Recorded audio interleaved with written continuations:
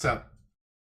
So, I don't need these. Good lord. We're just talking here. Come on.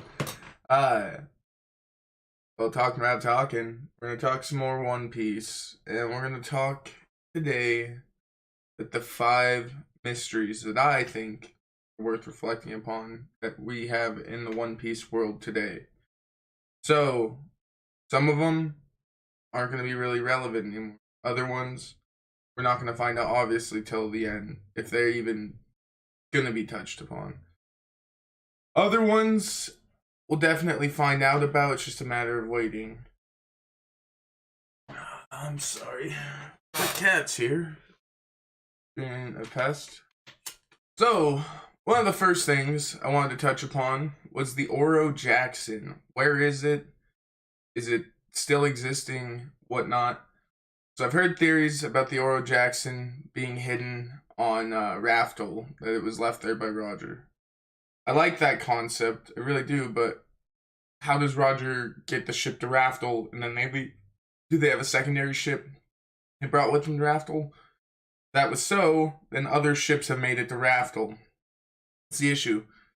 Is even in the history, it states the Oro Jackson is the only ship to ever sail the whole Grand Line and arrive on Raftel.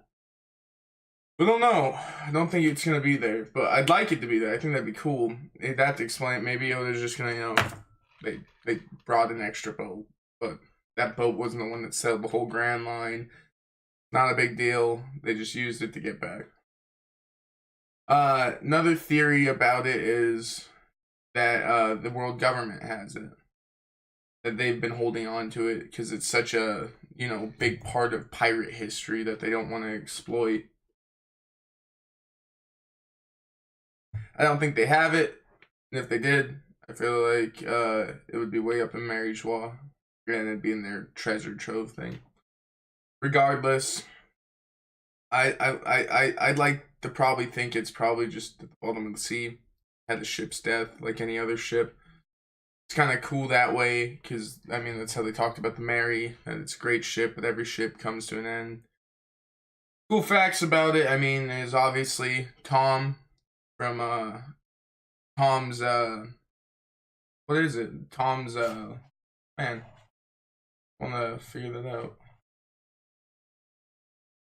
out. Tom's Workers. So Tom from Tom's Workers built it, Frankie's master, and he's actually one of the only people who was persecuted and tried for making a pirate ship. Actually, they're not supposed to. Because regarding pirate ships, it's not the shipbuilder's fault that the captain or the steerer decides, the pilot, I guess would be a term, decides to go and commit atrocities or crimes. It's not their fault. They just make ships. But no, the Oro Jackson's been through a lot of history. It's been through the Ed War. It's crossed all the Grand Lines since Water 7. And it's made out of the treasure tree atom, and so it's a very durable ship. It should pretty much be very indestructible in terms of capability. But other than that, it was just, three-mast ship, probably, slept a couple hundred people at most, probably 200 or something like that. I don't think they had that much. Looking at how people on the ship are, I would say probably 50 or 60 people maybe staying on that ship. The way they depict it in Strong World when they show the Ed War. Other curious things about the Oro Jackson is what the hell is with the egg thing on there. So apparently, I was reading about in the manga they don't really clearly show an egg, but in the anime and in replicas of the ship, there's definitely an egg on the ship. So what is the egg? Frankly, I have no idea. I thought, it could be a rare treasure. Roger was a man of the people, kind of like Luffy, where he did what he wanted, but he liked people, and maybe he found a rare egg on an island on one of their ventures and decided to take care of it and bring it with them on the ship. That's something I was kind of thinking about. It could just be a ship design, honestly. In all means, it could just be some design on the ship. How funky the One Piece world is, you never know. You never know, but The egg is quite curious. It's like a polka dot egg that sits on top of the ship. But we may never find out about the egg, and we may never find out about the Oro Jackson. People theorize it's got to be talked about. It's got to be talked about. Thing is, One Piece is 20 years long. That's what I'm going to say about all these theories. It's 20 years long, and it's still not done. And Oda's built a whole world up. And there's lots of things. There's so many things to tie up. And eventually, he's just not going to be able to. We even see this in Reverie. To me, what feels like what's going on with Oda right now, and the way he's writing, which I'm still loving it. It's not bad or anything, but it's like, I think he's feeling a push that he needs to kind of get through some of his content. Whole Cake wasn't rushed or anything like that. It was, frankly, really long. But the end felt like it was like boom, boom, boom, boom, boom, slapping things together. And it wasn't that he wasn't getting the right information out or anything. It just felt faster than usual. Same with Reverie. Reverie so far, unless we get other chapters, and he may be mixing it in, but he needs to get to some of his other content beforehand. So he can't sit and focus on every detail like we'd like him to go through and just sit and, here's this chapter, just pretty much all world government stuff for like 20, 30 chapters. He could go all day. He just can't. He's got to get his story done. At the end of the day, he's got to get his story done. I mean, the man's been sleeping on 3 hours for 20 goddamn years. He's trying to get through this, you know. And he's still got probably 10 more years to go, it feels like. At least to me. I mean, at least probably 5 more years. At least. Wano's going to be 2 years at minimum. What's after Wano? I mean, we're supposed to go to Elbaf. Probably Raftel. I would imagine there might be an island in between even. And then there's world government stuff. I mean, we got to talk about Shanks, Blackbeard, and world government while dealing with One Piece. Right now, they're dealing with Kaido and Big Mom. I mean, so much going on. So much right now. It's culminating, but so much. Kind of going to be hard for him to touch about just the Oro Jackson. Like, if he has a plan for it that fits in with the story, then great. But it's not like he's going to be able to just come back and, you know, side rail. Oh, yeah, and the Oro Jackson, you know, that got taken in by one of Roger's men, Copper or something like that. And he took it off, and they run into him, and they just sit and share chummy times like they did with Rayleigh or something. You know, it's not going to be like that, in my opinion. I think they might meet other Roger members, because there are other ones out there, but I don't think it's going to be as big of an impact as Rayleigh. But moving on with Oro Jackson. So, where I land on the theory is, I'd hope it's at Raftel. Just how the story talks about it, I don't think it's the only ship to get there. They had to sail out. Roger got executed on another island. They didn't just leave it there, in my opinion. Maybe they did. Who knows? So I guess my second best bet would be that it's at the bottom of the ocean. I don't think the world government has it. Okay, moving on. The next great mystery of the One Piece world. Zoro. And his eye. Let's talk about his eye. Been a lot of theories I've seen about this.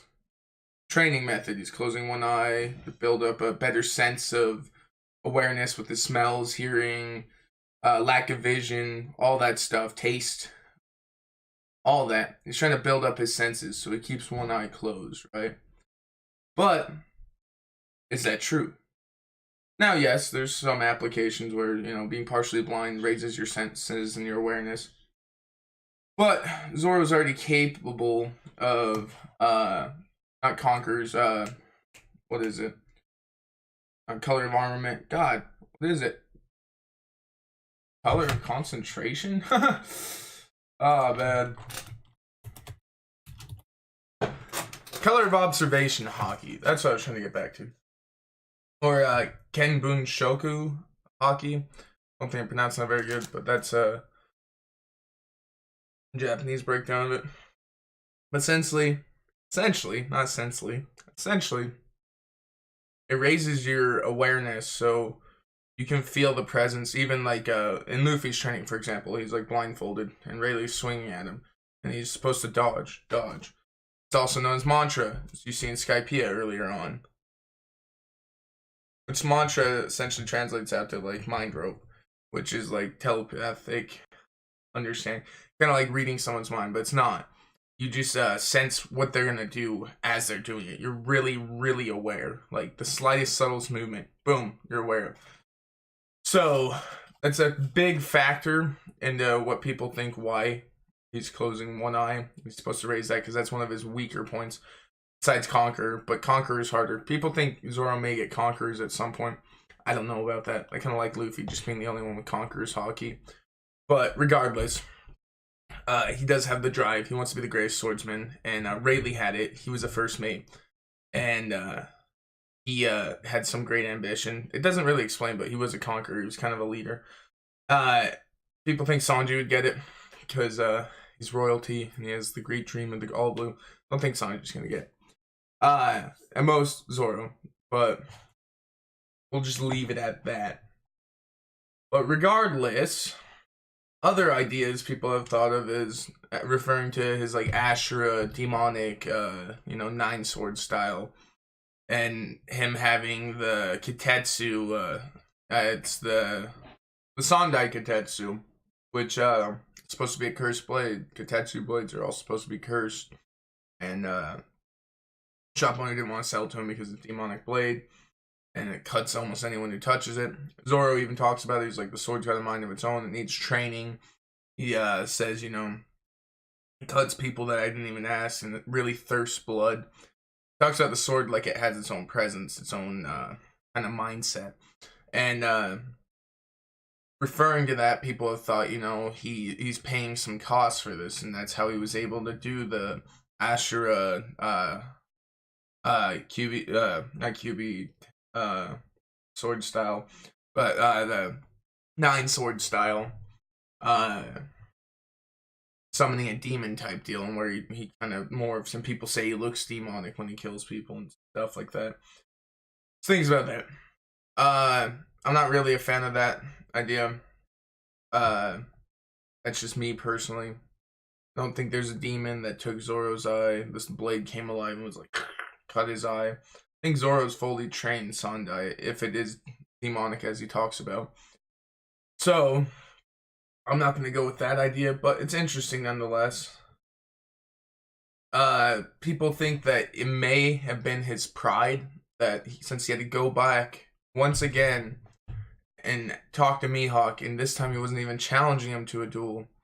This time he was asking for his help. The man he's supposed to surpass, he has to ask him for his help. And as Zoro, how strongly, as I've talked about in these earlier chapters, how strongly he views himself as a swordsman. This is a huge stab at his pride. And he bows and he's essentially crying and asking for help. And that's kind of really hard for Zoro. I wouldn't put it past him that he cut his own eye. This I could believe more than most of the other theories. I don't think it's a training technique, but if it is, that'd be kind of cool. He busts open his eye, and then it's like he's 2 times the swordsman. He's just like, I've been holding all this back, all this or he opens his eye and he's like, oh my god, I'm blinded. It's so bright, I haven't opened my eye in 2 years.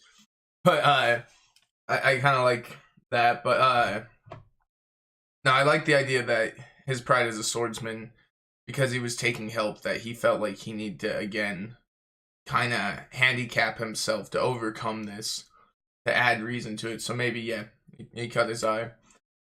And last but not least, my favorite is, it just happened. Like, he got his eye cut during training. It just happened. It makes him look cooler, more aesthetical design. Aesthetical, I don't know if that's a word, but aesthetic design that Oda wanted to use. Closer to a traditional pirate, I guess. But I don't know. I think that's hilarious. Like, if it just happens, or it's like, oh, I don't know, it was fighting and got a cut. Because he has scars everywhere. His continuity with his body and his wounds is pretty consistent for the most part. But those are theories regarding Zoro. Tell me what you think. I know there's probably a couple more theories, but those are the most common I've heard. Moving along, we have M-sama, or Imu-sama, however you pronounce it, but M. M was released in the Reverie chapters. He was first appeared holding wanted posters of Blackbeard and Luffy, and you just saw him in silhouette from the back. He had this large crown, like the crown's like literally a third of his body height, and he seems to be a tall man. He's wearing these robes, and he's in this very secluded section of Marie Joie. It seems like it's really cold, or there's a lot of dust floating around, one or the other. But he's the guy who looks at the ginormous straw hat that had everyone freaking out. Still don't know what the straw hat means, and that's a great wonder of what it is. So I'm just gonna tie it in all together here because it kind of all correlates with him. But there's this large straw hat, and who is it? There's people who theoried Joy Boy used to wear it, or that it's not Roger's hat, but it could have been from an era before, some tie to the Will of D, all relating back to the D family, the Straw Hat, Gold Roger, or Gold D Roger, and Monkey D Luffy. Straw Hats all tie in with this. The Joy Boy theory, Joy Boy was this heroic man that tales were told about, and the most we know about is that he was trying to play a big part in helping the fishmen move to the surface with the Noah, the big ark underneath Fishman Island. Or not underneath it, but next to it. He helped build that, and then things didn't go as planned. There was issues. I think Joy Boy was living around the time where the world government overthrew the old residing world. And he was dealing with that, and he had to break his promise to the past princess, mermaid princess. So, or Poseidon, weapon of Poseidon, But Im-sama is a question amongst himself. Now, obviously he's M, so we don't need to ask who he is. But what kind of role is he going to play? So, we know M, so far, seems set to be the overarching all-be-all king. Now, I've heard theories about this guy. Really interesting theories. I mean, he sat on the empty throne. That was the throne that all the other Commonwealth nobles came up and they all bow and say their gracious thanks to. And the one that, I can't even remember his name, Sabo's stepbrother, he's like, yeah, I want to sit on it. And they're like, no, the whole point of the empty throne is nobody sits on it. All the 20 blades are there to show that it's a diplomatic, Rand nobility clan type deal. And him just immediately, after we see a little bit of his face and the 5 elder stars talking to him, and he just sits down on the throne and the 5 elders bow to him. 5 elders are supposed to be the peak leaders. Like, they're the ones who are making a lot of the big decisions and help run the world. Well, M's overseeing them. They handle, the politics, the standard stuff, but M's the one who makes declarations of what's best for this world. Who needs to be, murdered. Genocide. I mean, the dude seems to run genocide is kind of the deal. But he kind of has a say over everything in the world. If he comes to you and says something needs to be done, that's the highest and utmost necessity. It seems like he's a secret leader. Like, most of the nobility probably don't even know him as the leader. They may know him, but they don't know he runs the show. They may not even know him. He may be a recluse that literally only talks to the 5 elders, a handful of people, and that's it. But he's mysterious. Does he have abilities? People thought maybe he'd have the time fruit. Well, it doesn't seem like he's gonna have the time fruit. It seems like Lady Toki from Wano is gonna have that. Does he have any other kind of abilities? Is he immortal? He could be a product of the devil fruit that Law has currently.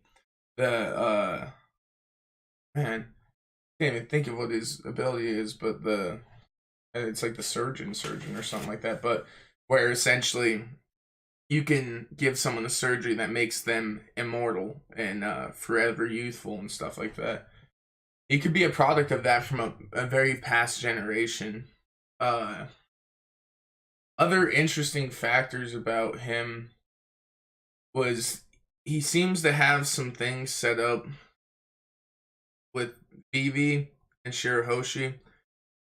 It seems, I think he wants to take Vivi and get up on that, because he has her picture, and her picture is the only one unharmed. Shirahoshi's is barely harmed, but it's tacked down with a dagger. I think he wants to capture her. He wants to woo Nefertari, because I mean Vivi's a babe, and he wants to kill Luffy and Blackbeard. He can't stand either of them. They're D's, and they're both these high-rising pirates that seem to be the bigger risk to him. But there's some curious things. Is M really gonna be the last fought villain, or is he just gonna be overthrown and found out and just taken in? I don't know. I don't see how Luffy's gonna directly fight this dude. I feel like it's gonna be dealt with differently. What kind of abilities does he have? There's a lot of mystery about him. What's with the eyes? His eyes in particular. Everyone's like, he's like Mihawk, or he's related to Mihawk, or he's a swordsman because he has the weird eyes, and it's like Oda just likes to draw that. It's kind of a quirk that he thinks like makes characters look cool or serious or menacing. It's just a design quirk, in my opinion. But you never know. Never know. But M's quite a mystery, and the Straw Hats definitely like barely touched upon it. But like, what the hell is it? Is it a weapon? People thought it might be like what is it? Not Hades. There's Poseidon, Neptune, and a different one. Not Hades though. I can't remember. But the third weapon, massive weapon that's been banned and protected by the past generations that the world government apparently used to kind of overthrow things. But some crazy, crazy stuff involving M and the Straw Hat. And that we'll definitely know more about. Oda made a point of showing these things as big glimpses at the distant future. Not too distant nowadays, but distant nonetheless. So we'll go to a little easier one. This is tying back to Thriller Bark and all those. Everyone remembers the Florian Triangle. Granny Kokoro first tells him about it. Tells him they're going to have to cross through it, and there's been a lot of people going missing within the Florian Triangle. It's actually been going on for hundreds of years, or about 100 years or so, or something like that. It's this area of the sea. After Water 7, you have to cross to go to Fishman Island, which you first had to go to Sabaody, but where you head, and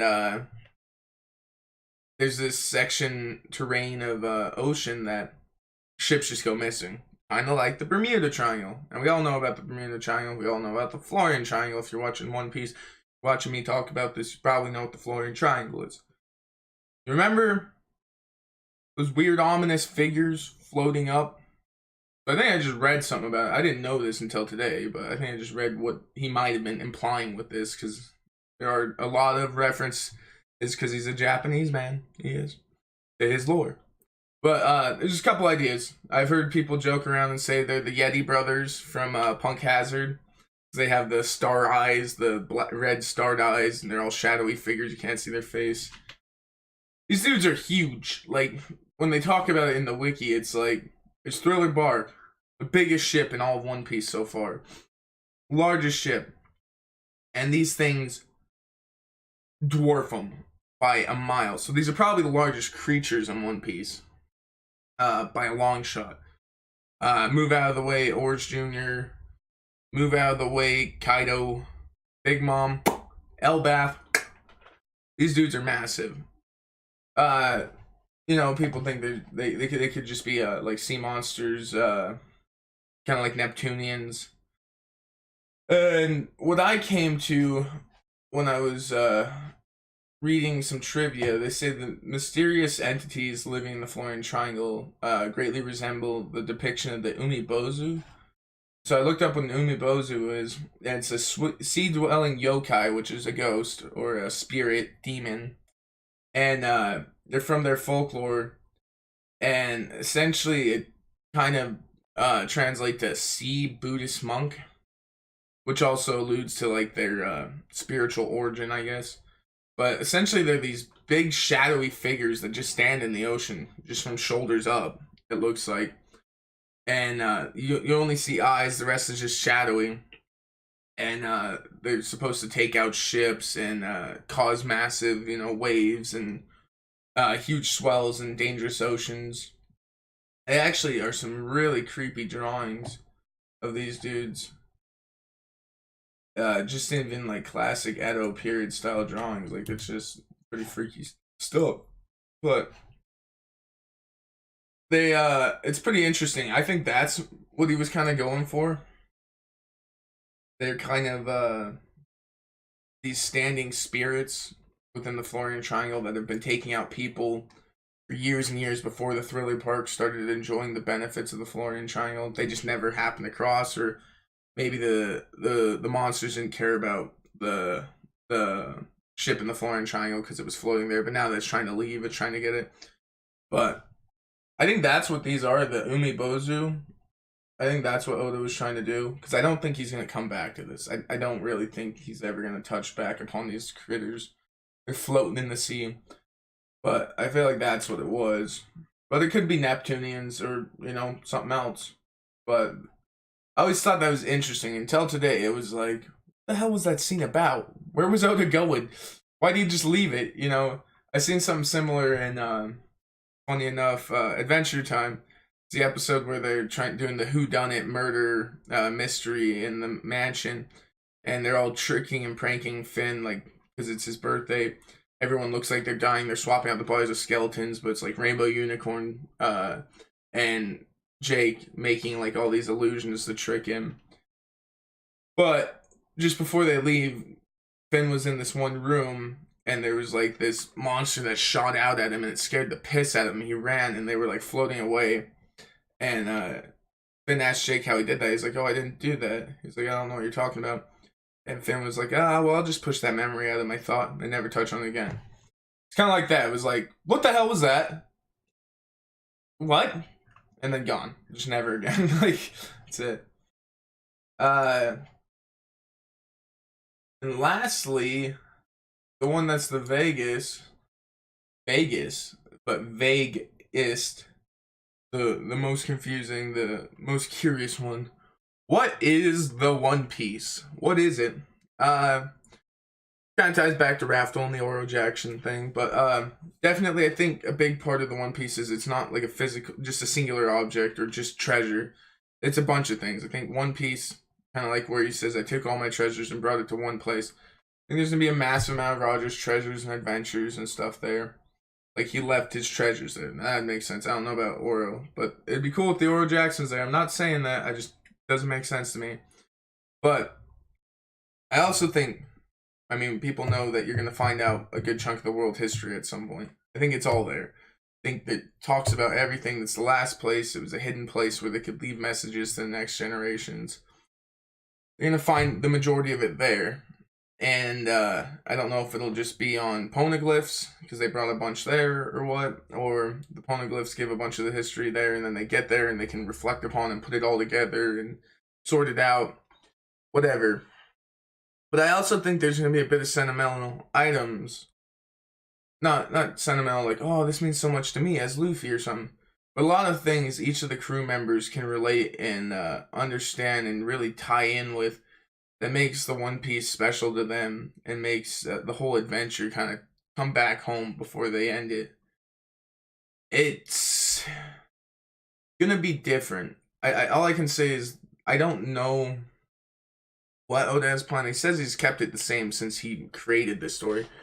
It's hard for me to believe, honestly. Like, so much has changed. I feel like he didn't plan for, the latter half of the crew after Robin or Frankie even was going to be there. And a lot of this story's gone so much further. There's so much more to put in. I don't know how to put it, but he thought it was going to last 5 years. He didn't think Usopp was going to have a goatee and go to an island and become a stronger pirate. They think he was going to work that in as it went, but he just did it later, I don't think Jinbei was a major plot point at that time. I don't think Brook was even considered. I think he wanted to put a musician on the crew, but stuff like that, like, there's a bunch that I don't think he had planned yet. It's like Toriyama says, I'm just making this up as I go. It's not like I have this grand scheme. It's not that Oda didn't have plans. There's just more stuff that kept getting shoved in, extending it, and now there's so much stuff. It's diluted the original story. It's not like it's bad. I love the story. It's great. I just don't know if the One Piece is going to be exactly the same. 100%. Like, it's just he hasn't changed a damn detail on it. I think there's a bunch of stuff that is, but what it is so curious. I mean, God, the hype. You better pay out. I mean, I don't know what it is, and that's what's nice about a singular object that's or a singular name that's kind of this that has no other knowledge about it. Is it's anything, but goddamn, you want it to be the greatest thing you've ever seen, right? You just do. The adventure is, but Oda even said it's not just going to be like, oh, the adventure was the One Piece, your whole trip here. No, there's actually going to be physical stuff. That's just part of it, you know. Roger wants people who want to go on an adventure, and we're like him. They enjoy searching out adventure and finding the truth and, you know, being free. But there's got to be more to it. But what is it? What is it? Tell me what you think the One Piece is. My brother-in-law thinks it's a slice of pizza. It's the One Piece. But anyways, those are the 5 mysteries of the One Piece world that I'm curious about. Tell me if you have any others that you thought of. I'm sure there's plenty. I mean, there's so much. The world's so vast. But those are the ones I really wanted to reflect upon today. And I wanted to do something different than a chapter review. So, hey, thanks for hanging out.